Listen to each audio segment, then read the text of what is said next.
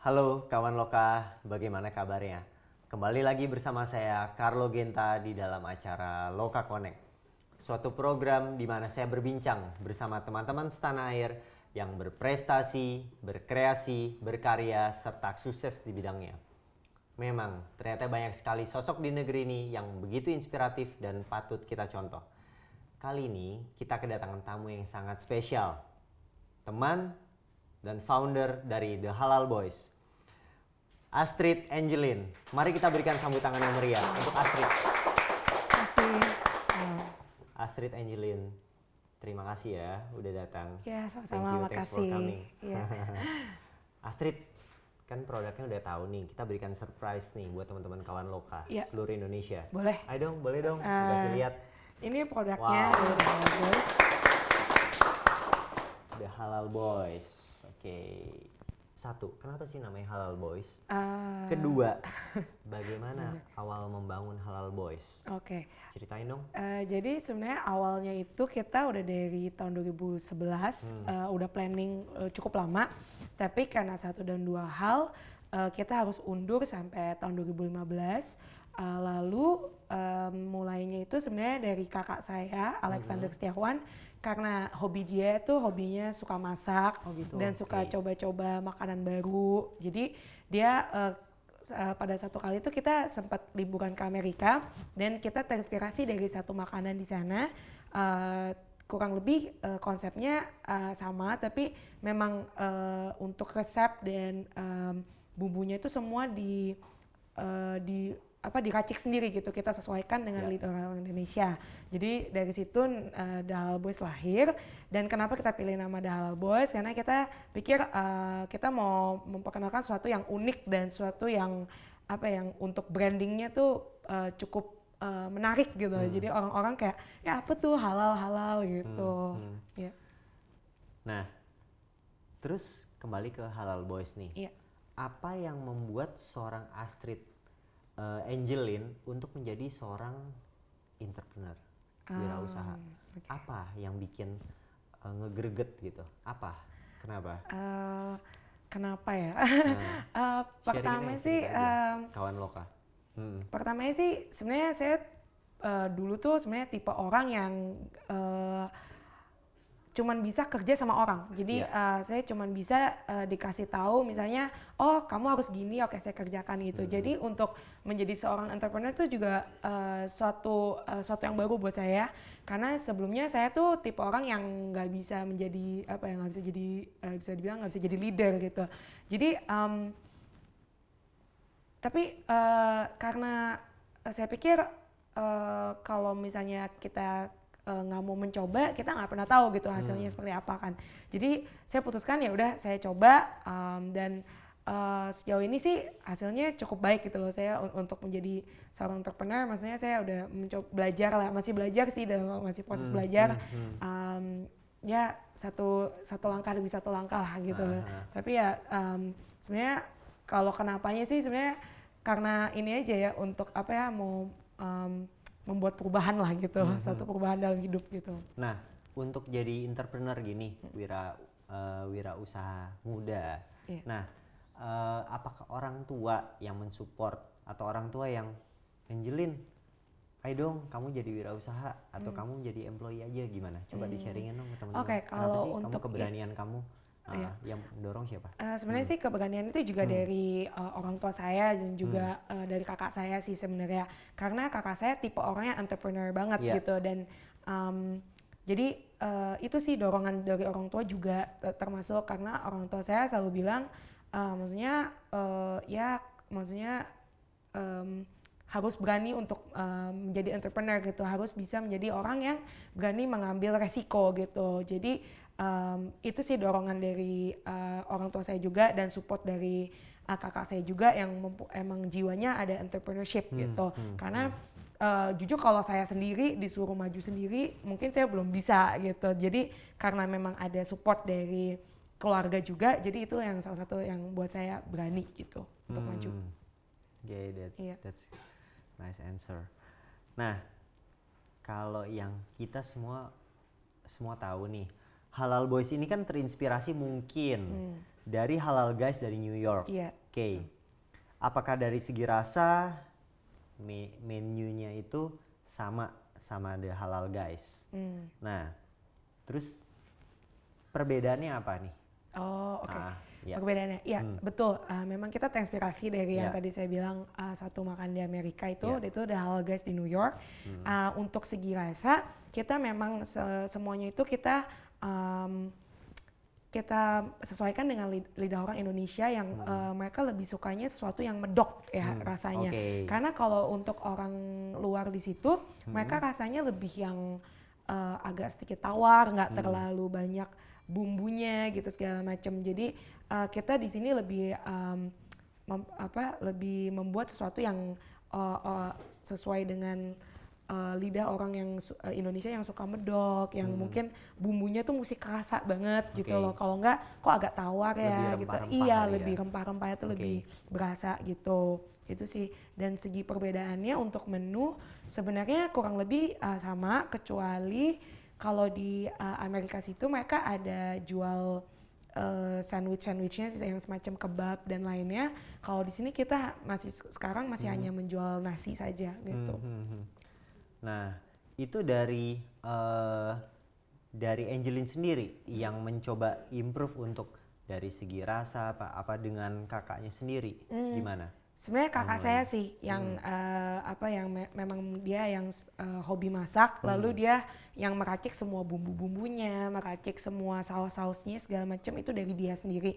Jadi dia yang bereksperimen, yang ini kurang apa, yang ini kurang apa, lalu dia juga yang benar-benar mencari bumbunya itu ke supplier gitu, bumbu misalnya bumbu untuk nasi itu pakai apa itu dia sangat spesifik gitu tentang hal itu, jadi benar-benar detail banget sampai detail dari brother Alex sendiri. Dari kakaknya Angelin memang mengambil chef sekolah jurusan itu F&B or enggak sih sebenarnya. Emang senang hobi? Dia dulu ambil perhotelan, jadi hospitality ya mungkin hampir masuk ya, hampir mirip-mirip ya. Tapi untuk khusus chef sendiri tuh enggak gitu. Memang dia memang hobinya dan udah terlahir dengan talenta itu ya. Talenta untuk masak. Iya, tangannya. Nah, terus boleh dong diceritakan kepada teman-teman strategi marketing di sosmed tuh gimana? Apakah berpengaruh terhadap sales or revenue secara langsung atau enggak? Oke. Untuk marketingnya sendiri kita udah bekerja sama dengan beberapa bloggers dan beberapa media. Lalu kita juga untuk sosial media sih kita sekarang udah aktif di Instagram dan Facebook. Itu sih kita melakukan ini sih promo juga. Kita bekerja sama dengan Gojek. Nah itu lumayan membantu sangat dampaknya lumayan sangat besar. Karena waktu kami mulai The Halal Boys ini dengan tidak langsung tuh secara tidak langsung bersamaan dengan Gojek, saat Gojek sedang lumayan ini ya promo-promo naik-naiknya gitu, rising up. Jadi dari situ kita merasa kebantu banget sih dengan Gojek gitu untuk memperkenalkan makanan ini ke masyarakat gitu, karena kan masyarakat pasti penasaran gitu, apa sih ini makanan apa ini, cuman mungkin mereka dulu belum sempat ada waktu untuk datang ke Senayan atau untuk datang ke outlet kita, lalu itu sih kita sangat terbantu oleh Gojek juga dari situ gitu. Selain itu sih kita di sosial media sih kita hanya bloggers, lalu media juga seperti majalah dan koran. Mungkin mouth juga ya, mulut ke mulut ya. Iya betul, dan ya word of mouth juga betul dari orang-orang sekitar gitu. Nah, lalu sekarang bagaimana The Halal Boys bisa bertahan, keep surviving di dunia F&B? Nah kan sekarang kita semua tahu bahwa dunia F&B ini udah banyak kompetitornya. Gimana? Sebenarnya kita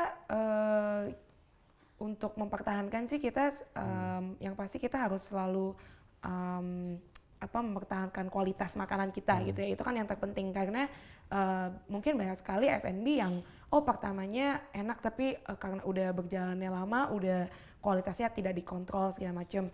Nah untuk kita sih kita masih mencoba untuk mengkontrolnya bertahap juga gitu loh. Kita sering mengkontrol juga kualitasnya dari cara masaknya, dari bumbu-bumbunya dan segala macam. Dan untuk kedepannya sih kita rencana untuk inovasi menu baru juga, dan itu mungkin dari situ dapat membantu untuk menaikkan penjualan kita gitu. Misalnya orang udah lumayan bosen nih dengan menu kita yang ini, karena kita kan cuma ada 3 menu untuk sekarang kan. Jadi untuk kita memperkenalkan menu baru nih ke depannya, semoga aja orang bisa mau mencoba menu yang baru gitu. Nah itu sih untuk mempertahankan itu sih kita rencananya untuk selalu inovasi menu makanan baru, dan kita juga mulai aktif di bagian untuk event-event seperti wedding, lalu untuk catering, Oh, masuk ke iya, wedding juga, iya, catering. kantoran atau kayak birthday gitu. Jadi dari situ sih kita coba pertahanin di situnya gitu Oh, jadi untuk Halal catering dan Boys event. juga bekerja sama dengan catering, dengan Iya, kerjasama. iya, Oke. kerjasama juga. Jadi kita kita udah ada 2 wedding sih selama ini yang kita kerjakan. Lalu untuk perkantoran kita juga udah bekerjasama dengan beberapa perkantoran. Jadi kalau ada event di kantornya atau gimana, nanti kita dikontak untuk catering dari kita gitu. Nah, ini saya rasa pertanyaan menarik nih. Iya. Gimana Halal Boys bisa bisa menarik di kerjasama dengan wedding organizer dan sebagainya. Biasanya jemput bola atau udah dikejar. Gimana coba? Caranya gimana? Approach mendekati ke wedding organizer itu gimana? Akhirnya bisa diikat kontrak tuh gimana? Oke, sebenarnya pertama itu kita bukan kita yang ngejar, tapi kita dicari gitu. Nah, Wow, pertama itu keren kita banget. dicari oleh satu pasangan yang memang dia rencananya dia mau wedding, lalu dia mencari sesuatu yang beda katanya gitu. Karena dia bilang dia bosan dengan makanan pondokan yang sudah ada sebelumnya. Jadi kebetulan waktu itu kita mungkin masih relatif baru juga. Jadi kita kebantu dengan dia juga sih. Lalu dari situ dia promosi ke teman-temannya juga, dan dari wedding organizer-nya sendiri juga langsung minta kontak kita. Lalu dari situ setiap kali ada event yang mereka lakukan, kita dikontak dari dia gitu. Jadi kita mereka juga menawarkan gitu jasa kita. Oh ya, mau coba makanan ini nggak, makanan The Halal Boys gitu, ada catering baru. Nah, selain itu dari wedding yang pertama kita lakukan itu, kita didapat email ditawarkan untuk join di brightstory.com. Mungkin udah tahu ya. Jadi semua tahu. iya, itu vendor buat weddings. Jadi kebetulan itu memang timingnya pas banget sih. Jadi kita pikir itu maksudnya ide yang cukup bagus juga gitu dari Bright Story sendiri. Kita juga udah dapat beberapa kayak pertanyaan gitu. Oh iya, mengenai harganya berapa, lalu berinteraksi dengan ini aja sih, customer dari Bright Story juga lumayan cukup banyak gitu. Iya. Nah, sekarang kita bicara tentang produk, tentang menunya ya. Ada 3. Apa aja sih menunya? Boleh disebutin dong kawan Loka, biar mereka semua tahu. Jadi menunya itu ada 3. Satu itu chicken over rice. Chicken over rice. 2 itu lamb over rice. Lamb, kambing ya. Yang ketiga itu half and half over rice. Half and half. Iya, jadi untuk half and half itu campuran antara ayam dan lamb itu sendiri gitu. Jadi itu untuk orang-orang yang mungkin pengen coba dua-duanya nih gitu. Jadi dia lebih pilih yang half and half gitu. Nah, untuk harga, untuk segmen market, The Halal Boys sendiri menentukan segmen marketnya gimana? Middle low kah? Middle up kah? Gimana? Untuk segmen marketnya sih kita lebih mungkin bisa dibilang ke middle up ya. Karena untuk harganya mungkin sebagian orang cukup mahal untuk apalagi anak kuliahan gitu. Jadi kita sih lebih ke middle up bisa dibilang gitu. Nah, saya tahu nih dari relasi juga bilang kan di dekat Halal Boys sendiri punya truk nih, ya kan? Nah, itu gimana tuh? Itu tuh kalian sampai berani investasi yang begitu besar untuk truk dengan keren bentuknya. Itu mereka keliling atau di situ aja sih? Untuk jadi seperti kayak food truck gitu, gimana sih Iya. sebenarnya? Oke, jadi untuk outlet kita nih, kita kan sebenarnya sama ini kan di Jakarta udah ada 3 outlet. Yang satu ada di Bali.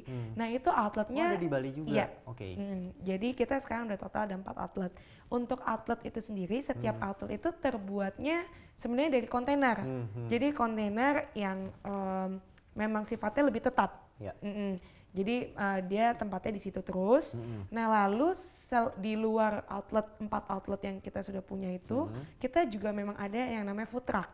Nah sifatnya food truck ini yang bentuknya benar-benar lebih mobil, itu dia lebih keliling. Jadi untuk food truck ini keliling untuk acara-acara bazar, untuk acara seperti musik festival, lalu ada juga beberapa acara kayak acara event gitu yang mungkin pembukaan showroom atau apapun itu. Nah itu food truck ini akan keliling gitu. Food truck ini akan bisa dipanggil ke tempatnya masing-masing gitu, ke tempat acaranya gitu. Jadi beda sih, memang beda gitu. Jadi kalau yang food truck memang khusus untuk event-event tertentu. Kalau yang outlet itu sifatnya memang tetap gitu, kontainer tetap gitu. Nah, dari seorang Angelin sendiri, dari mewakili represent The Halal Boys, kalian berani investasi segitu besar ya untuk nanti return of investmentnya gimana? Lalu disesuaikan dengan itu gimana, boleh di-sharingkan nggak? Oke. Kok berani sampai segitu ya? Oke, untuk sebenarnya untuk yang outlet nih ya, Ya, kita bicara outlet dulu ya. Ya. Kalau untuk yang outlet tuh kenapa kita memilih kontainer?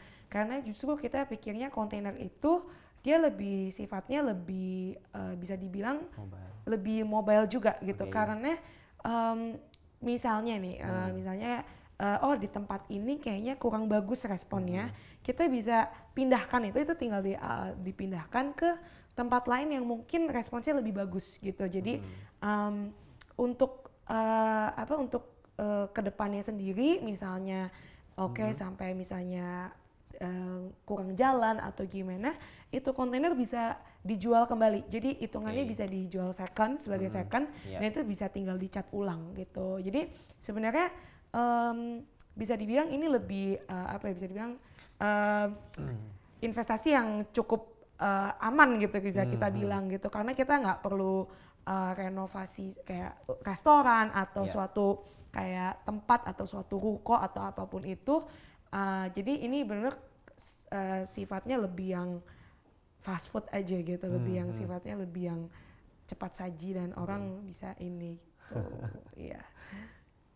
Nah, untuk Halal Boys, pertama, sudah berapa tempat sih tepatnya? Yang kedua, untuk dari segi employee nih, karyawan, udah berapa orang yang Halal Boys berani invest? Oke. Untuk tempat itu udah ada berapa branch? Udah ada 4. 3 di Jakarta. 3 di Jakarta. Ya, di mana aja? Di Senayan, di Hang Lekir. Oke. Yang kedua di Kemang. Oh gitu ada. Ya. Oke. Lalu yang satu lagi di Kelapa Gading. Kelapa Gading. Iya. Nah, untuk yang satu lagi? Satu lagi ada di Bali. Di Bali? Itu di daerah Seminyak. Seminyak. Ya. Total ada berapa employee berarti? Total kita sudah ada sekitar 25 employee. Oh, 25 employee. Ya. Semuanya itu berupa truk? Iya. Semuanya iya. Jadi itu keseluruhan. Jadi memang kita untuk yang di Jakarta ya, itu kita staffnya tuh kita rotate gitu, kita rotasi. Jadi mereka keliling setiap cabang gitu untuk biar mereka bisa mengenal aja cabangnya. Kalau di sini cabang ini gimana, kalau yang di cabang ini gimana gitu segala macam. Nah, untuk HR sendiri nih, kan udah untuk startup company ini sudah cukup banyak lah ya, 25 orang. Gimana Angelin ngehandle-nya untuk rotate? Apakah Angelin sendiri yang turun langsung ke HR-nya, human resource-nya, atau gimana? Trainingnya, rekrutmen, boleh diceritain dong ke teman-teman? Untuk rekrutmen itu sendiri sebenarnya kita pertamanya itu kita memang kita turun tangan sendiri ya. Saya sama kakak saya kita turun tangan sendiri. Dan kebetulan untuk HR itu kakak saya yang lebih handle karena dia lebih berpengalaman dalam hal HR.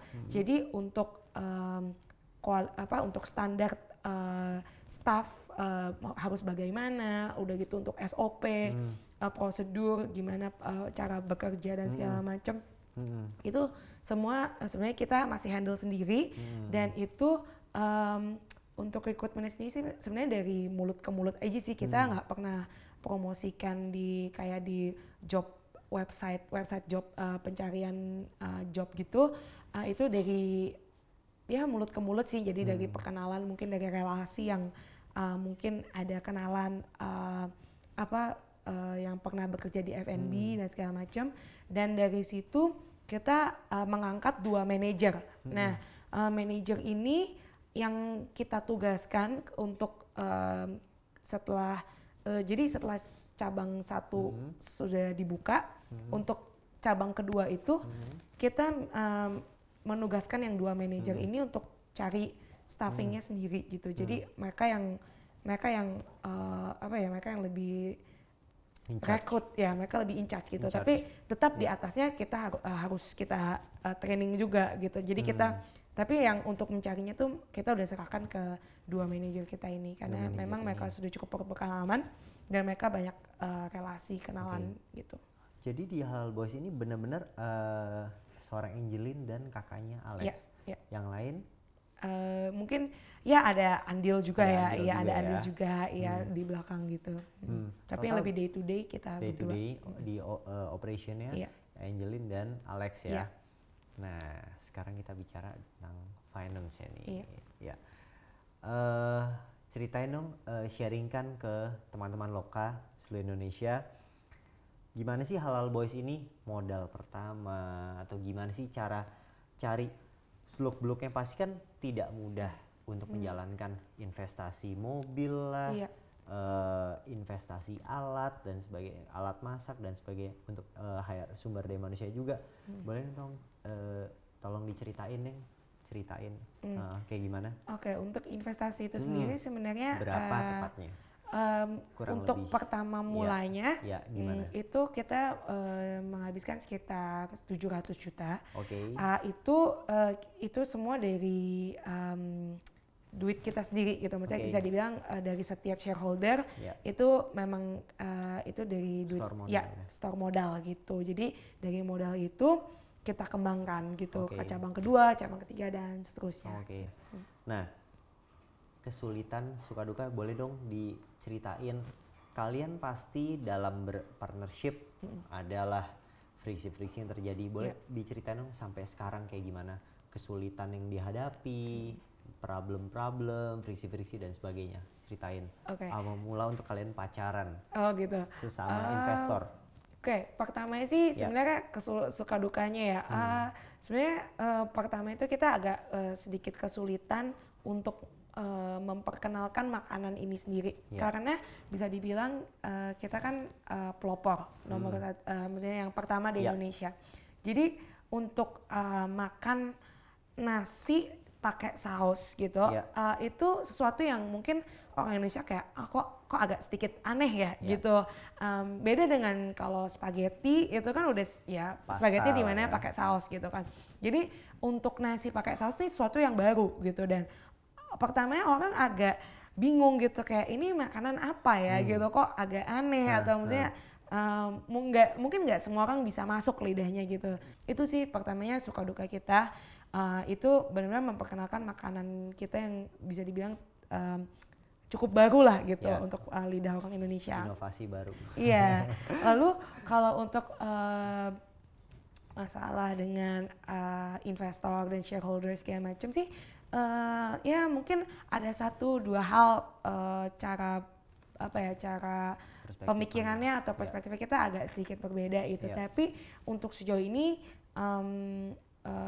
maksudnya cukup baik gitu, maksudnya belum ada sampai yang friksi yang sangat besar atau sampai kita harus harus kayak berbeda pendapat yang kayak wah kayaknya kita udah nggak bisa atau gimana sih. Sebenarnya belum sejauh itu.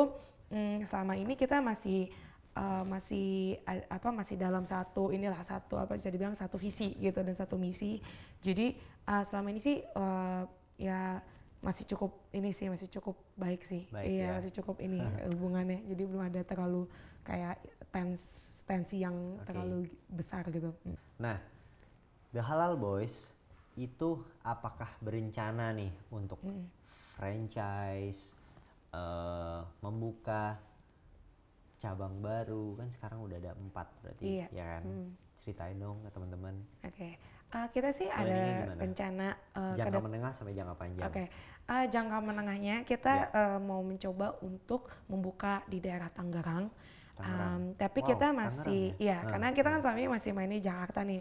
Nah, untuk di daerah Tangerang kita mungkinan kita akan mencoba itu dengan food truck dulu. Ya. Jadi dengan mobil yang keliling gitu. Jadi mungkin sifatnya nggak menetap di satu tempat. Jadi mungkin keliling mungkin dari BSD ke Karawaci atau lalu ke Gading Serpong dan daerah sekitar Tangerang situ. Daerah anak kuliah. Ya gitu. Jadi dari situ kita mencoba secara nggak langsung kita juga meriset gitu kira-kira daerah mana yang pas untuk kita buka outlet selanjutnya gitu. Jadi dari respon food truck itu kita juga bisa lihat gitu kita ke depannya itu mau buka outletnya kira-kira di mana gitu. Nah untuk jangka depannya yang lebih ke depan kita sih rencananya untuk mau buka franchise, tapi untuk sekarang kita masih mencoba mencari sistem franchise yang tepat gitu karena kita nggak mau sembarangan jual franchise karena sebenarnya udah banyak yang yang menanyakan gitu soal franchise gitu. Ada beberapa lah gitu dari beberapa kota juga. Tapi kita nggak mau di luar Jakarta? Iya, di luar Jakarta. Jadi dari Bandung, Surabaya, jadi udah sampai ada di Samarinda juga. Sampai ke pulau iya, pulau sampai juga. ke pulau-pulau juga. Tapi kita nggak mau main jual aja atau main buka aja gitu aja. Kita juga harus riset gitu. Kira-kira daerah luar Jakarta itu lidahnya cocok gak sih, lidahnya masuk gak sih, lalu bagaimana dengan harganya gitu, karena untuk harga di Jakarta mungkin kebanyakan orang ada yang sebagian oke kok, tapi mungkin di luar Jakarta itu agak sedikit lebih mahal gitu kan. Jadi untuk itu kita jangka kedepannya sih memang kita mau jual franchise, tapi kita harus riset juga gitu sendirinya. Kita harus riset di kota itu bagaimana responnya segala macam, dan untuk standar makanannya itu sekitar harga beberapa gitu segala macam. Jadi itu sih kedepannya sih kita masih pelan-pelan untuk riset itu. Gitu. Ada Q&A dari audiens di sini, silakan. Halo Mbak Astrid, nama saya Hana. Mau nanya, yang pertama kan The Halo Boys ini menu utamanya itu kan dari daging. Nah seperti kita tahu kan harga daging itu sering naik turun gitu ya. Betul. Nah dari Halo Boys-nya sendiri itu cara mengatasinya itu gimana? Kayak misalnya harganya gitu atau apa gitu. Terus yang kedua, dari banyak konsumen yang udah nyoba, ada yang komplain nggak? Kalau boleh tahu itu masalah apa ya? Gitu aja, terima kasih. Oke, makasih Hana. Oke, untuk menjawab pertanyaan yang pertama, memang harga daging itu naik turun ya. Maksudnya dia benar Fluktuatif. Iya, fluktuatif banget gitu. Jadi untuk itu sih kita mencoba untuk kenapa kita bikin harganya sampai maksudnya bisa di harga yang sekarang di 55.000 itu karena kita mencoba mengatasi itu gitu. Jadi dari pertama itu kita sudah menghitung gitu kira-kira kalau harganya naik segini dengan porsi yang kita berikan itu kira-kira kita masih bisa meraih keuntungan atau enggak gitu. Jadi memang itu udah kita plan dari awal gitu. Jadi kalau lagi naik ya mungkin keuntungannya agak sedikit menurun gitu. Tapi itu sih nggak terlalu kenaikannya juga nggak terlalu besar sih gitu. Untuk yang pertanyaan yang kedua, untuk menu daging ya ada yang komplain banyak sebenarnya. Itu komplainnya terutama mengenai daging lem kita, karena lem itu kan agak ada sedikit bau ya. Jadi sebenarnya dia mirip dengan kambing, tapi bisa dibilang lem itu sebenarnya domba gitu. Jadi ya masih ada baunya sih gitu. Dan itu sih banyak yang kita komplainan itu tuh banyak sekali gitu. Kok lemnya masih bau ya gitu. Tapi kita mencoba untuk menjelaskan gitu karena kalau daging lem itu atau daging kambing itu sendiri itu baunya nggak bisa 100% hilang gitu. Jadi mungkin kita mencoba dari situ mengatasinya dengan cara masak kita gitu, dengan bumbu-bumbunya mungkin kita pakai rempah-rempahnya lebih kuat atau lebih apa gitu. Jadi itu sih komplainan yang kita sering terima itu tentang daging lem gitu. Demikian kawan Loka, sharing kita, tukar pikiran, berbincang bersama founder owner dari The Halal Boys, Astrid Angelin. Saksikan di acara Loka Connect berikutnya. Terima kasih.